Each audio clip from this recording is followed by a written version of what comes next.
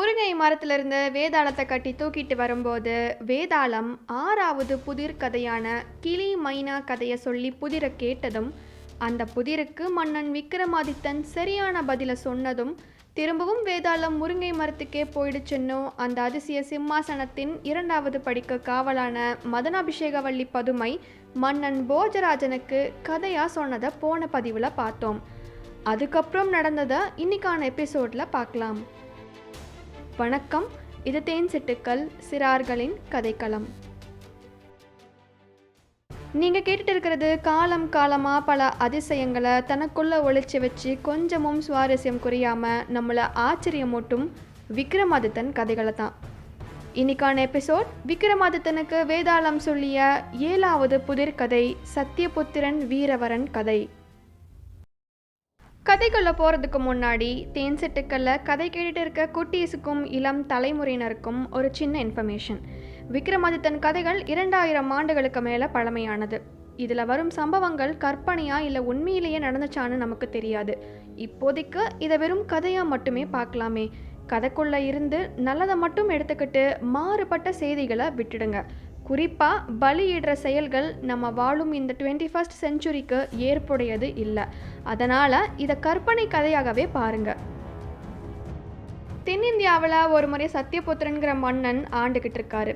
சத்தியபுத்திரன் மிகவும் பலசாலி. அவரோட ஆட்சியில் மக்கள் சந்தோஷமாக இருந்தாங்க. பசி பட்டினினா என்னன்னே அவங்களுக்கு தெரியாது. அப்படி இருக்க சமயத்தில் தான் வீரவரன் அந்த ராஜ்யத்துக்குள்ள தன் மனைவி மக்களோடு குடிபெயர்றாரு. வீரவரன் ஒரு மிகச்சிறந்த வீரன். அவனோட வீரத்தில் ஒரு துளி கூட தவறு கண்டுபிடிக்க முடியாது. அப்படிப்பட்ட வீரவரன் அரசர் சத்தியபுத்திரன் கிட்ட அரண்மனை காவலாளியாக சேர்றாரு. ஆனால் தன்னோட வீரத்துக்கு சம்பளமாக தினமும் 100 தங்க காசுகள் வேணும்னு கேட்குறாரு. வீரவரன் அப்படி கேட்டதும் ஆச்சரியப்பட்ட மன்னன் சத்தியபுத்திரன் அவனோட தோரணையை கண்டு மெய் மறந்து 100 தங்க காசுகளை தர்றதுக்கு சம்மதிக்கிறாரு. என்னதான் ஒரு மாவீரனாக இருந்தாலும் ஒரு சாதாரண அரண்மனை காவலாளிக்கு இவ்வளவு தங்க காசுகள் கொடுக்குறோமே, இது அவன் சரியான முறையில் தான் செலவு செய்கிறானான்னு யோசித்த அரசர் அவனை வேவு பார்க்க 2 ஒற்றர்களை அனுப்புகிறாரு. ஒற்றர்களும் வீரவரனை பின்தொடர்ந்து போகிறாங்க. வீரவரன் தினமும் வாங்குற அந்த 100 தங்க காசுகளில் 10 தங்க காசுகளை மட்டும் தனக்குன்னு செலவுக்கு வச்சுட்டு 20 தங்க காசுகளை தன் குடும்ப செலவுக்குன்னும் 20 தங்க காசுகளை கோயில்களுக்குன்னும் மீதமுள்ள 50 தங்க காசுகளை ஏழை மக்களுக்கும்னு கொடுக்குறாரு. இதை ஒற்றர்கள் மூலம் அறிந்த மன்னன் சத்தியபுத்திரன் வீரவரனை நினைச்சு ரொம்பவும் பெருமை அடைகிறாரு. இதற்கு மேலும் ஒரு சுத்தமான வீரனை வேவு பார்க்க கூடாதுன்னு நினைச்சு ஒற்றர்களை திரும்ப வர சொல்லிடுறாரு. இப்படியே பல நாட்கள் ஆகுது. பருவமழை காலம் வருது. எங்க பார்த்தாலும் தண்ணீர், வெள்ளம். கொஞ்சம் கூட வெட்டாப்பு கொடுக்காம மழை தட்டி எடுக்குது. மற்ற காவலர்கள் அந்த மழையை தாங்க முடியாமல் ஓடி மாடத்துக்குள்ளே ஒதுங்கி நிற்கிறாங்க. ஆனால் வீரவரன் மட்டும் எந்த ஒரு அசைவும் இல்லாமல் கம்பீரமாக நிற்கிறான். இன்னைக்கான அரண்மனை காவல் யாருன்னு மன்னர் மேல் மாடத்திலிருந்து கேட்க, அடியேன் வீரவரன் உள்ளே நரசேன்னு சொன்னதை கேட்டு மன்னனும் ஆச்சரியப்படுறாரு. இப்படி உடல் வலிமையோடும் மன உறுதியோடும் கொட்டும் மழையிலும் அசராமல் நின்று காவல் காப்பதை எண்ணி வியந்து போகிறாரு அரசன். அப்போ தூரத்தில் அந்த நள்ளிரவு நேரத்தில் கோயில் மணி ஓசை பெரும் சத்தத்தோடு ஒலிக்குது. இந்த நேரத்தில் யார் இப்படி ஒலி எழுப்புறதுன்னு நினச்சிக்கிட்டே அந்த கோயிலை நோக்கி போகிறாரு வீரவரன். கும்மிருட்டு, கொட்டும் மலை, நடுநிசி, பயம், இதையும் தாண்டி வீரவரன் இவ்வளவு தைரியமாக போகிறானே, இவனை பின்தொடர்ந்து போய் நாமும் பார்க்கலாம் அப்படின்னு நினச்ச மன்னரும் வீரவரனுக்கு தெரியாமல் அவனை பின்தொடர்ந்து போகிறாரு. இந்த இடத்துல கதை கேட்டுட்டு இருக்க உங்களுக்கு ஒரு சின்ன சந்தேகம் வரலாம். அரண்மனை காவலாளி ஒரு ஒளியை கேட்டு போய் பார்க்குறான்னா மன்னனும் ஏன் அரண்மனை காவலாளியை பின்தொடர்ந்து போகணும்னு நீங்கள் நினைக்கலாம். முன் சொன்ன மாதிரியே வீரவரன் ஒரு சிறந்த வீரன். தன்னலம் இல்லாமல் பிறர் நலத்திற்காக வாழ்பவன். அப்படி இருக்கும்போது எந்த ஒரு படைபலமும் இல்லாமல் துணிஞ்சு ஆபத்தான நேரத்தில் எங்கே போகிறானோ அவனுக்கு என்ன ஆகுமோங்கிற பயமாக கூட இருக்கலாம். 1000 படை வீரர்களை காப்பதும் சுத்தமான ஒரு வீரனை காப்பதும் ஒன்று தான். அப்படித்தான் இப்போ மன்னன் சத்தியபுத்திரனும் நினச்சிருக்காரு. கொட்டர மலையில் நினைஞ்சபடியே கோவிலுக்குள்ளே வராரு வீரவரன். அங்கே யாருமே இல்லை. காற்று அடித்தா கூட இவ்வளவு பெரிய மணி ஒலிக்க வாய்ப்பே இல்லை. அதே சமயம் அங்கே காற்றும் பெருசாக அடிக்கலை. அப்படி இருக்கும்போது சத்தம் எப்படி கேட்டதுன்னு வீரவரன் யோசிச்சுட்டு இருக்கும்போது திடீர்னு அங்கே ஒரு அசரீரி கேட்குது. வீரவரா, இந்த ராஜ்யத்தில் உள்ள மக்கள் மட்டும் இல்லை, நானும் சந்தோஷமாக இருக்கேன். அதற்கு காரணம் உன் மன்னன் சத்தியபுத்திரன். இப்படி ஒரு மகனை என் நாட்டிற்காக பெற்றதில் எனக்கு பெருமை.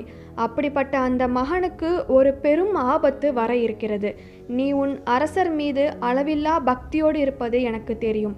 ஆகையால் சுத்தமான வீரனான உன் வழிவந்த உன் பிள்ளையை எனக்கு பலியிட்டால் எதிர்வரும் ஆபத்திலிருந்து உன் மன்னன் தப்பித்து இன்னும் 1000 ஆண்டுகள் நல்லாட்சி புரிவான். உன் மன்னனின் நல்லாட்சியால் மக்களும் நன்றாக இருப்பார்கள் அப்படின்னு பூமாதேவி சொன்னதும் வீரவரன் கொஞ்சமும் தாமதிக்காம, இந்த நாட்டு மக்களுக்கும் எதிர்வரும் சந்ததியினருக்கும் இன்னும் 1000 ஆண்டுகளுக்கு மேல் குறைவில்லாமல் நல்லது நடக்கும் என்றால் இப்பொழுதே என் மகனை அழைத்து வந்து பலியிடுகிறேன்னு சொல்லிட்டு வெகு விரைவாக வீட்டை நோக்கி நடக்கிறாரு. இதை மறைஞ்சிருந்த வேடிக்கை பார்த்த அரசர் சத்தியபுத்திரன் நடுநடுங்கி போயிடுறாரு.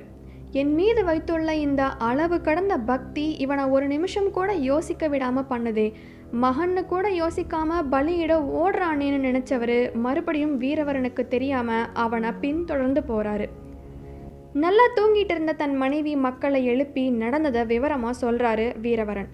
வெறும் 12 வயது மட்டுமே நிரம்பி இருந்த வீரவரனின் மகன் இதை கேட்டதும் கொஞ்சமும் தயங்காம, நாட்டு மக்களுக்காகவும் அவங்க நலனுக்காகவும் அரசர் உயிர் வாழ என் தலையை கொடுப்பது என் பாக்கியம் தந்தையே, இப்பொழுதே என்னை பலியிட அழைத்து செல்லுங்கள்னு சொல்கிறான். வீரவரனின் மனைவியும் ஆனந்த கண்ணீரோட மகனை வழி அனுப்பி வைக்கிறான். வீரவரன் தான் என் மீது உள்ள பக்தியினால் இப்படி இருக்கிறான்னா அவன் குடும்பமே இப்படி விசுவாசமாக இருக்காங்களேன்னு நினச்சி ஆடி போகிறாரு மன்னன் சத்தியபுத்திரன். தன் மனைவி மக்களோடு மறுபடியும் அந்த கோவிலுக்கு வராரு வீரவரன். அரசரும் யாருக்கும் தெரியாமல் இவங்களை பின்தொடர்ந்து கோயிலுக்கு வந்து சேர்றாரு. அசரீரி சொன்ன மாதிரியே தன் மகனின் விருப்பத்தோடு அவனை பூமி தேவிக்கு பலியிடுறாரு. அங்கு நடப்பது என்னன்னே தெரியாமல் இருந்த வீரவரனின் 5 வயது மகள் இறந்து கிடந்த தன் அண்ணனின் உடலை பார்த்த பயத்திலேயே இறந்துவிட, குழந்தைகள் இல்லாமல் புத்திர சோகத்தில் என்னால் இருக்க முடியாது, நானும் அவர்களோடு செல்கிறேன்னு சொல்லிட்டே வீரவரனின் மனைவியும் இறந்து விடுறாங்க.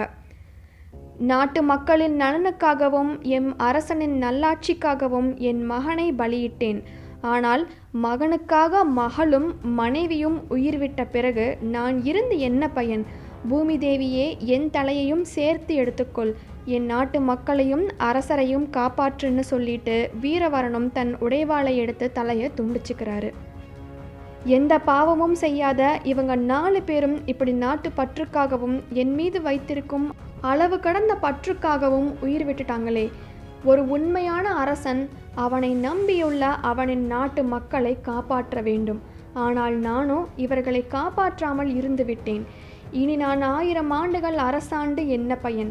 இவர்களை பலி கொடுத்து கிடைத்த வரம் எனக்கு வேண்டாம். இவர்களை காப்பாற்ற முடியாத குற்ற உணர்ச்சியோடு என்னால் அரசாள முடியாது. இவர்களின் இரத்தத்தை குடித்த பூமி தேவியே, இதோ என்னையும் பலியிடுகிறேன், எடுத்துக்கொள்னு சொல்லிட்டே வேல் முனையை நோக்கி மன்னர் வரும்போது திடீர்னு அங்கே மறுபடியும் ஒரு அசரீரி கேட்குது.